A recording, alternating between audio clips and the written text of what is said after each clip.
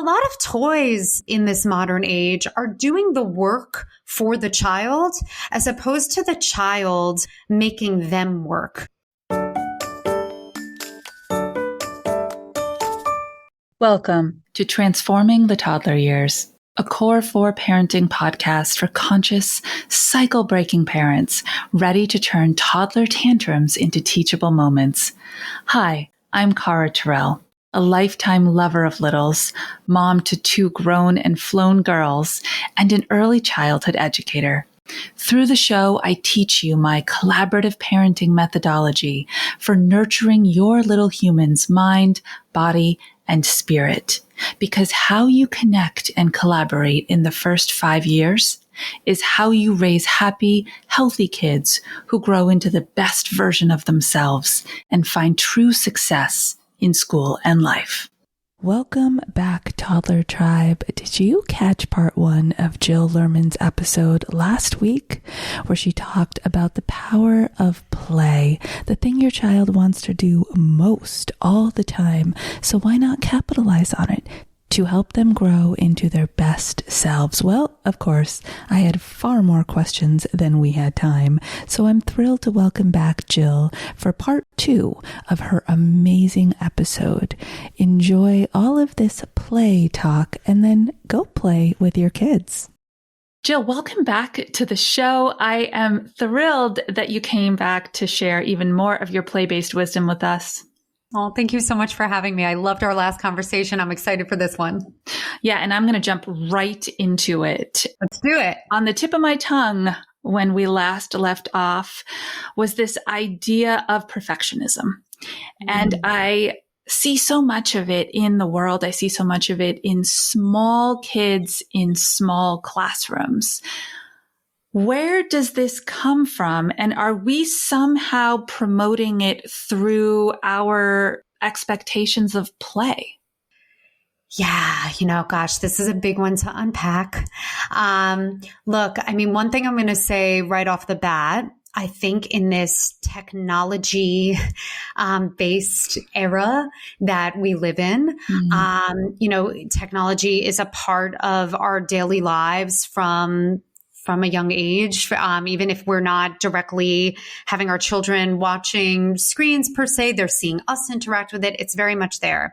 But I mention this because there is a correlation between what is happening in the brain when we're watching something that's fast paced, that's kind of giving us all the dopamine hits, that's changing and rewiring the brain. And I mention it because it is making it harder for children to be able to work through frustrating moments. There's not a lot of patience to learn a new skill because we're used to this instant gratification. We're used to, the quick hit and the dopamine light up of, I have it, I thought of it, I want it, and I got it, right? Mm-hmm. So there's something that changes where now we have to work toward things, or we don't immediately have the skill and we need to work toward the skill. And I mention this because a lot of the families I work with, I support with screen detoxing. And there's something that changes when we come back to play, yes. Right? And we come back to giving our little ones those opportunities to work through those moments and to problem solve in that way and to find joy in a different way that isn't necessarily that instant gratification. So that's one thing that comes to mind.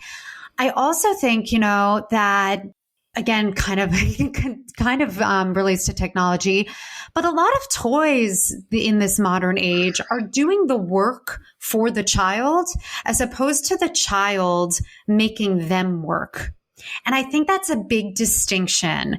A lot of the things that are available today on the market are lighting up and they're playing songs and you do this and then they do this and they're doing a lot, but the child is not necessarily having to do a lot to make that happen. And that changes the circuitry in the brain. So I think that a lot of those things contribute. I also think it's about the way that we as adults, value play. Are we creating time in the schedule where play is as valued as every other thing that we're doing? Are we prioritizing it and showing that we feel it has value from a young age? And I think that also then affects our child's relationship to play and whether or not they're seeing this as this thing they have to do or have to achieve, as opposed to something they get to do. Oh, Jill. Oh, such good stuff. So one of the things that I'm famous for saying is teaching parents to tell their kids technology is a tool, not a toy, because segregating that from a perspective space is so important. A couple years ago, we had a natural disaster in our local town, and I was at the shelter, and people were coming in, and this family had a lot of kids, and they know I love kids. And so they were like, "Hey, Cara, you deal with those people over there." So off I went, and I went to the littlest and I said, "This has been a really tricky day, huh? You had to leave your house unexpectedly. Let's go over here and play with some toys." And this one little girl, when we got to the section, looked at me and said, "Where are the toys?" We were sitting inside of them. There were so many. We were in a church. And I said, "They're right here. What would you like to play, this or this?" And she said, No. Where's the iPad?" Oh, wow. She had created a belief system that toy meant the technological device. Yep. And it was in that moment that I realized that we had kind of this other style epidemic going on here as well. So I'm so glad that you brought that up. And there's so many resources for tech detoxes. Yes. But if parents are really wanting to take back the play, right, then they need to take out some of the screen time and the technology. That's right. Yeah. And to your point, I think this is true with any kind of behavior, any kind of pattern maybe we're trying to break, or, phase that we're trying to transition through. It's really important that we offer something else in that space. So I think that often, even if a parent feels empowered enough and brave enough to pull back, if we're not then providing something else, it makes that battle that much harder to fight, because we took this thing away. It feels like a punishment, to the child. It's what they knew and all they knew. So it's very confusing and disorienting. And I think this is a place where really leaning into play, and independent play at that as kind of the replacement in making that shift. And I also think, for parents, a lot of the families I work with, we start getting to work on, helping you figure out what is your child's play superpower, right? What are they into? Because the thing is, as teachers, I have endless ideas. There are a lot of things I can maybe, say like that I know generally work really well with a certain age and stage. But at the end of the day, our children are not robots. They are unique, beautiful individuals that are giving us information about who they are from the time that they're born. And it's up to us to then, help to foster that person that they are meant to be and grow into. And I think with play, it's no different. So getting, if you're listening to this and you're like, I want to pull back, but I don't know what to do. My first thought is when your child is actively engaged in something not on a screen, whatever that is, right? Because again, like we said, sometimes it does not look the way we expect. Just taking note of that, making a mental note, writing it down. If it's not disruptive, you could take a quick photo and then you put your phone away. But making notes of these things. And then over a couple of days, you might start to notice patterns. They are really into putting things together and taking them apart. Sometimes that's blocks. Sometimes it's that they're train tracks. Sometimes right? So now we're getting some information here. Or they are really leaning into physical play. Of all kinds. We're experimenting with throwing our own body off of things. We're experimenting with trajectory of objects, going from different heights.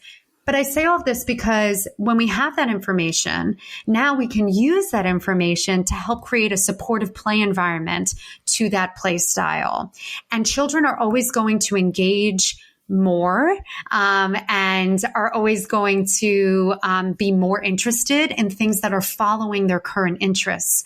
But we have to help them figure out sometimes what those interests are. They know, but they might not know in that context if we've been having a lot of screen time and things like that. So this is where, you can start to kind of begin that journey. Amazing. All right. So let's talk about location of play. So far, we've talked a ton about like in our houses, in our 4 rooms with walls, all those places. Play can happen outdoors. Play can happen at play groups. Play can happen at play dates. Where do you feel like you start, right? That safe place and then grow into, because once you get to play that challenges the status quo, well, now they need a deeper set of skills to navigate that. Right. 100%, Cara. So I think, some of this again is about your unique child. And this is where that observation is so important. If you do have that really physically active child, the outdoors really might be more conducive to those play styles and that play type. And I think, with our children, this is really true across every area, not just play, but we want to follow the child's lead as opposed to fighting it, right? So if we do have that really active child that is experimenting with gravity and balance, of course, we're going to create boundaries around safety. But at the end of the day, you're fighting a losing battle if we are in that, if that is the zone that we are in right now, and that is where our body, that this is a developmental need, right? That it's not so much a choice as it is a need. And if we see it that way, then it's like, okay, well, how can I then support this safely? I can't have you jumping off the couch all afternoon. So what does that then look like? What can we then do, right? So I think some of this is going to depend on the child and their unique play style. But I always feel like, my advice to families is let's think about where you're spending the most time. And I say this in that way specifically because you might have a beautiful playroom that is curated and you followed all of the, the Montessori tips on Pinterest and nothing is getting played with. And that might be because you're spending most of your time as a family in the kitchen, right? Or in the den or in the living room. So I say this because we want to think about where are we spending most of our time as a family, not just playing, but period. And then the second part to that question is, how can we make play happen in that area? So this might look like sometimes that we set up a small play area in the corner of our home office or in a safe area of a laundry room. Or if it is your porch or your backyard, how are we then curating the space for that? If we're not spending a ton of time at home and we're usually out and about, okay, well, what does that look like? And how do we then curate it? So I think that that's where I would encourage people to begin is look at your unique situation. Think about where you're spending most of your time as a family, and then think about how could play happen in that area. And when you do that, immediately, I can guarantee you'll start to see more engagement happening. Wow. That is so commonsensical and yet not the way that we think about designing our home. So thank you so much for that.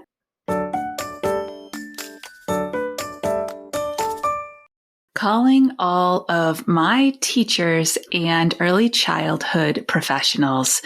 Cara here just popping in to say thank you. One of my favorite things about this podcast is knowing that it's not just parents who are listening, that you are part of this toddler tribe too, because you serve them on a daily basis. Did you know that I do early childhood education trainings, pre-service, in-service? And as often as I can, I float around the United States and beyond to conferences to do the work to help you do the work. I would love to connect specifically with you. So here is an opportunity to get on a one-on-one call with me, work with me. Let's get together. It's totally a free consultation. And I would love to hear who you serve, their ages, their stages, their struggles, and what type of professional development you would benefit from most. Who knows? Maybe I'll create a whole new workshop just for you, your team, and the kids that you serve. Look forward to connecting with you. And now let's get you back to this amazing episode.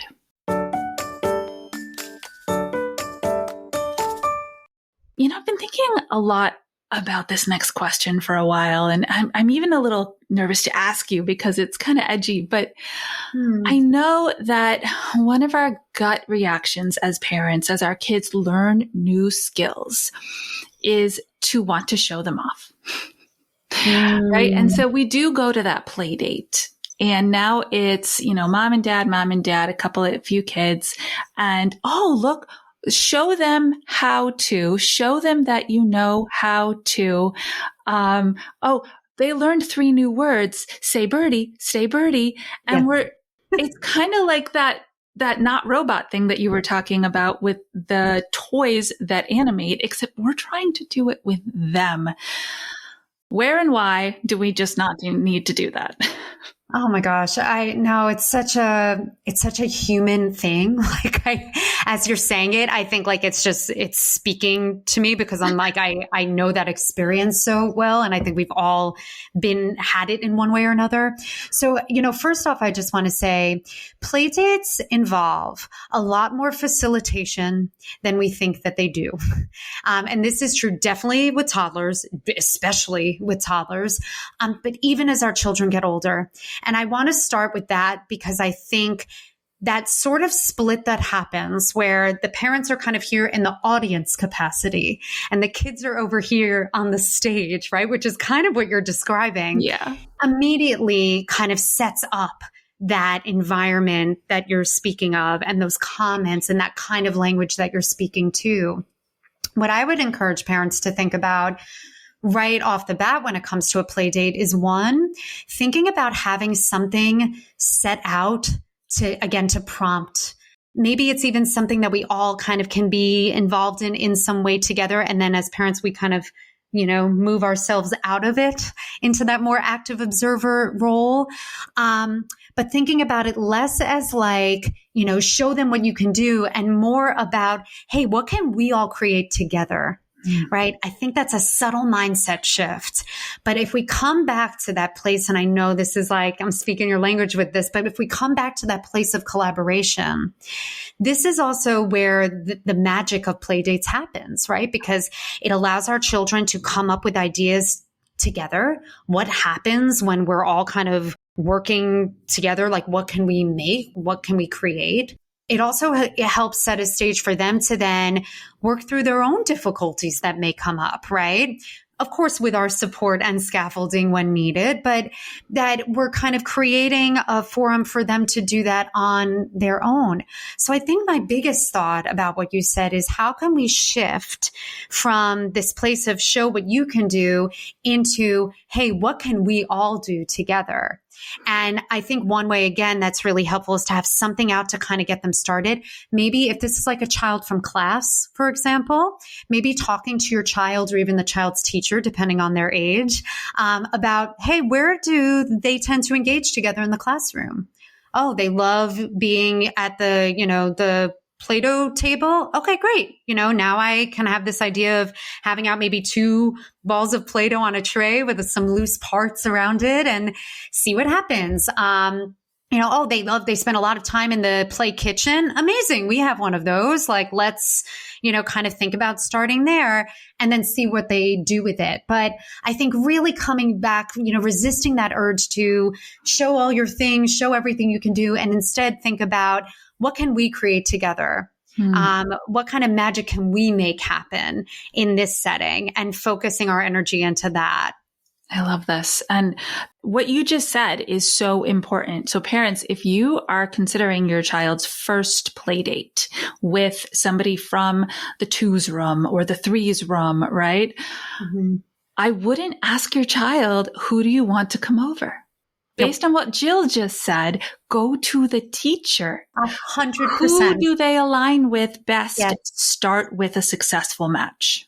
That's right. And I think, this is so, so important. And our teachers, and I'm saying, you're the two of us that come from this world, we can attest to it. We want to support the development of this child in all facets of their life, not just in the classroom. And that means, having these conversations the same way that I would want a parent to talk to me about, oh, he didn't sleep well last night, or, oh, you know what, we moved to a new house and there's been a lot of transition, right? If we're all team this child, these are the conversations we want to have. And when it comes to a play date, it's no different. So finding out, hey, who has similar interests? Or, is there someone in particular that you think might be, a good match for Timmy, right? This is where I think we start. And from there, we can go, but especially with our younger set, I think it's such an important piece of the puzzle. All team this child. I'm on that team. I love it. Oh, Jill, time just flies when you and I are in the studio together, and I'm really grateful for the work that you're doing and the people you're inspiring, and really the children that you are holding up in the world because of it. Thank you for your work.